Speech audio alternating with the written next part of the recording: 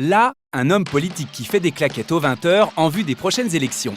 Ici, mon père qui pense que « plus jamais je vote, c'est tous des pourris ». Et au fond, là, ma sœur qui s'insurge sur Facebook comme quoi « Sérieux, ce candidat, il a trop un swing !» Et elle a fait 3 likes. Forcément, avec une telle famille de révolutionnaires, je pensais aussi que les politiques ne se préoccupaient pas des gens comme nous et que seul le pouvoir les intéressait. Et puis un jour, je suis tombé sur Parlement et Citoyens, le site qui permet aux citoyens de participer à l'élaboration des lois. Je peux même soumettre un sujet qui me concerne, un peu comme une boîte à idées ou une pétition.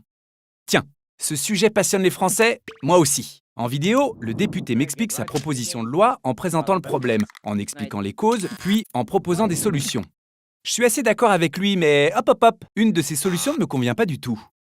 Une fois la vidéo terminée, j'ai accès à tout un tas de sources pour mieux comprendre les enjeux. Puis, je peux voter pour ou contre ces propositions, présenter mes arguments, faire des contre-propositions et faire remonter les avis les plus intéressants selon moi. Internet permet aujourd'hui de réaliser à plusieurs millions ce que les vrais démocrates faisaient dans la Grèce antique, une vraie recherche collective des solutions. Après 30 jours, la consultation est clôturée et le site affiche une carte montrant les différents avis. Les pour en vert, les contre en rouge. C'est clair et efficace. Un débat vidéo en ligne est ensuite organisé en direct sur Google Hangout entre le député et des contributeurs tirés au sort ou plébiscités. Monsieur, c'est à vous. Bonjour, monsieur le député. Voilà, ça a duré 2 heures, c'était passionnant. Au début, j'étais timide, puis à la fin, le modérateur était obligé de m'arrêter. Quelques semaines plus tard, le député partage une nouvelle vidéo dans laquelle il présente la proposition de loi qu'il a déposée à l'Assemblée nationale et explique ses choix. Même si tous les avis n'ont pas été pris en compte, chacun sait pourquoi il a tranché dans un sens ou dans l'autre. C'est aussi ça l'intérêt de Parlement et Citoyens, rendre transparent ce qui se passe habituellement en coulisses.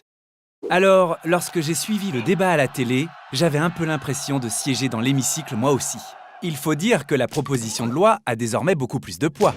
Elle a derrière elle le lobby citoyen, celui du bon sens, du débat, de la concertation et du bien vivre ensemble. Pour la première fois, ma participation politique ne se résume pas à déléguer tous les pouvoirs à un homme ou une femme en fonction de son brushing ou de son sourire. Alors, c'est sûr, être citoyen, ça demande de s'investir, de se documenter et d'accepter de débattre avec ceux qui ne partagent pas nos opinions. Mais Internet va permettre à nos avis d'être pris en compte, de faire changer les choses collectivement. Et puis, aux prochaines élections, je donnerai ma voix au candidat qui s'engagera vraiment, en toute transparence, sur Parlement et Citoyens.